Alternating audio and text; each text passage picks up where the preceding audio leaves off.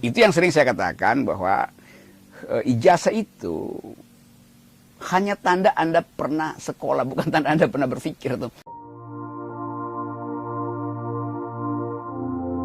Nah, saya perhatikan lama waktu saya masih ngajar di UI juga itu, kalau udah sore itu banyak pejabat daerah ngumpul karena mau ambil gelar doktor, itu kuliah sore misalnya. Banyak dosennya yang juga pernah murid saya, lalu mulai kasih bocoran itu ada gubernur dari sana, bupati mau jadi dokter, tapi dia nggak bisa nulis.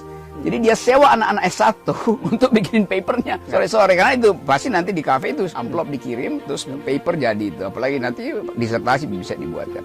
Jadi kemewahan menjadi seorang scholar itu akhirnya inflator, mengalami inflasi. Karena sifat scholarnya itu dia tidak peduli, yang penting dia punya ijazah itu. Itu yang sering saya katakan bahwa ijazah itu hanya tanda Anda pernah sekolah, bukan tanda Anda pernah berpikir tuh. Dan begitu banyak orang yang punya ijazah tapi nggak bisa berpikir. Jadi sial bangsa ini kalau dibongkar identitasnya. Ini bangsa yang kebanyakan doktor, profesor, tapi kok dangkal pikirannya kan. Nah itu sebetulnya jebakan-jebakan semacam itu yang mesti kita ingatkan pada para pemimpin bahwa apa yang mau dikejar tuh. Di Amerika orang jadi politisi tuh sarjana hukum ya S1 cukup. Kalau dibilang S2, S3 orang bingung. Lu mau jadi dosen di partai politik kan nggak bisa kan. Padahal S3 itu dimaksudkan supaya dia ngajar di universitas itu.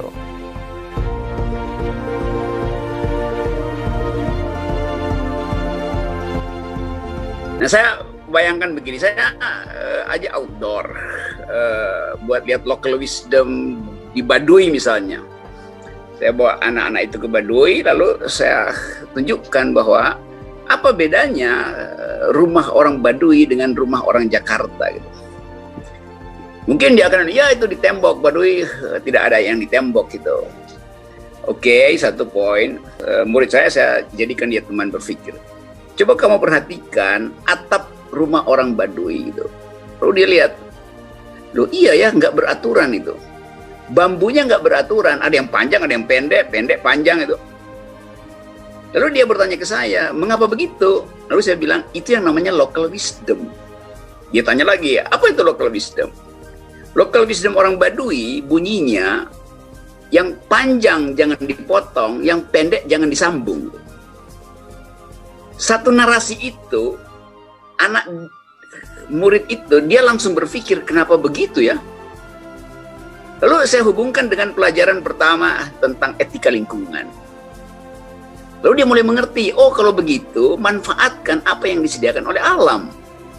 Yang panjang jangan dipotong, yang pendek jangan disambung. Dia mulai berbincang dengan saya, tapi kan secara estetis nggak bagus, karena tidak sama panjang bambunya itu. Lalu saya terangkan, apa itu estetika itu? Kalau dia harus sama panjang, itu namanya esteticism. Sesuatu dibikin seragam supaya terlihat indah gitu. Padahal ketidakseragaman juga adalah keindahan. Akan saya terangkan lagi itu. Dunia ini tidak seragam. Karena itu ada keindahan di situ. Lalu saya hubungkan dengan keadaan bangsa kita. Tentang demokrasi. Demokrasi itu bukan memaksakan persamaan, tapi mengolah perbedaan. Maka sekarang dia punya pengetahuan tentang local wisdom bangsa suku Baduy itu betul-betul demokratis justru. Jadi ada percakapan di situ tuh. Itu soal local wisdom misalnya. Jadi saya sekaligus membawa hiking, berarti berolahraga, membuat pertahanan paru-parunya kuat terhadap COVID, sekaligus ajarin apa itu local wisdom. Dengan cara itu kita sambungkan dengan kehidupan berbangsa tuh. Hanya dengan mengamati bambu yang tidak teratur, kita paham tentang pluralisme dalam kehidupan berbangsa. Itu langsung dapat di kepalanya, daripada ngajarin tentang Pancasila 3 semester yang hanya disuruh hafal-hafal gitu. Dia nggak paham juga kan.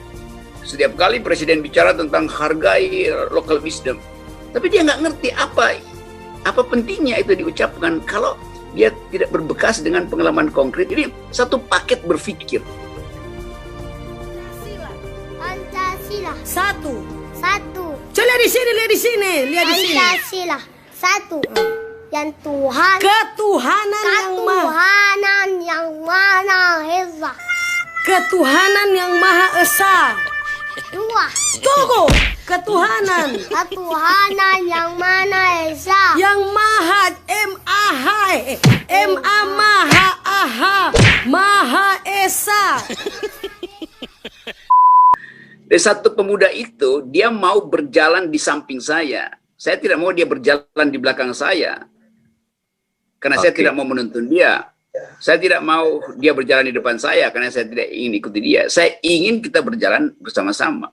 Karena itu bagi saya, konsep guru itu, dia bukan mengajar, tapi menjadi teman berpikir gitu. Jadi kalau saya bisa jadi teman berpikir pemuda, itu artinya pemuda itu akan cari teman berpikir lain. Maka akan terjadi lebih dari 10. Kalau 10 itu saya didik doang, itu bukan teman berpikir, dia tetap jadi murid, nggak ada gunanya. Kalau dia teman berpikir, dia akan mendiseminasi dirinya, dia akan melakukan pembelahan sel secara deret ukur supaya jadi banyak. Jadi kalau mengarahkan berarti kita mesti ada di depan itu, menuntun dia. Kadang-kadang dia nggak mau dituntun. Jadi kalau kita jadi teman berpikir, itu nggak ada bedanya lagi antara kita mengarahkan, karena kita sambil memahami cara dia berpikir kan. Jadi dia jangan dibentuk, biarkan dia dan saya bersama-sama bercakap-cakap, anak didik itu tuh. Jadi jadikan anak itu sebagai teman berpikir.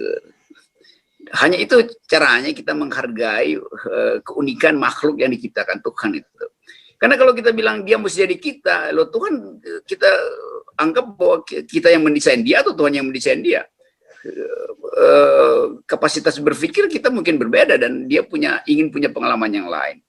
Tapi itu semua adalah soal kecemasan kita. Kita selalu cemas, jangan anak kita jadi narkoba atau anak didik kita jadi teroris segala macam. Kan itu terjadi kalau kita bukan teman dia berpikir. Jadi selama guru menjadi sahabat berpikir murid, orang tua menjadi sahabat berpikir anak, demikian sebaliknya, maka kesetaraan perkembangan mental itu kita amati sama-sama. Dia juga mengamati orang tuanya yang kadang-kadang nggak konsisten kan. Jadi dia juga mesti mampu menegur orang tuanya itu. Apalagi millennials, dia punya sumber pengetahuan lain yang lepas dari kontrol orang tua melalui sosial media. Tetapi kalau setiap momentum ada kesempatan, dia bisa bercakap-cakap secara setara dengan orang tuanya, maka tidak terjadi feodalisme. Maka dia akan menganggap, oke, ayah saya adalah guru saya. Dan ayahnya akan anggap, oke, anak saya adalah teman berpikir saya. Kan itu yang terjadi kan. Jadi kesehatan, kesetaraan itu yang diperlukan pertama-tama. Karena kita mesti bayangkan bahwa ke depan itu sumber pengetahuan itu bukan lagi dari keluarga atau dari lingkungan, itu sumber pengetahuan itu bisa dari komunitas yang nggak ada urusannya dengan keluarganya. Dan kita mesti bayangkan itu sedang berlangsung sekarang. Karena sumber pengetahuan datang dari mana-mana. Nah, satu-satunya cara kita untuk merasa aman dalam perkembangan ilmu pengetahuan adalah jadikan murid itu teman berpikir guru. Jadikan guru itu teman berpikir murid. Itu fundamental filosofinya. Jadi mari kita biasakan supaya anak itu menulis kurikulumnya sendiri. Saya mau belajar 3 mata kuliah aja, 3 rumus pendidikan. Tetapi dengan cara itu ada pendalaman. Nah setelah kurikulum itu ditulis, lalu dicarikan siapa yang mesti mengajarkan. Jadi orang tua ikut menulis kurikulum untuk anaknya setelah bercakap-cakap dengan anaknya dan guru. Kan itu yang terjadi. Yang sekarang negara menuliskan kurikulum buat si anak itu. Dan orang tua nggak punya pilihan menolak apa nggak menolak. Kan banyak pelajaran yang nggak diperlukan sebetulnya. Atau si anak merasa, saya bosan karena saya udah ngerti itu dasar-dasarnya. Jadi dasar-dasarnya dia udah cukup. Itu berarti kita percaya dia bisa mengembangkan sendiri. Dengan cara itu kita mengaktifkan otak anak-anak itu untuk melihat masa depan. Jadi masa depan dia tuh. Nah karena itu saya balik pada prinsip tadi bahwa jadikan teman berpikir aja, itu udah sempurna kan.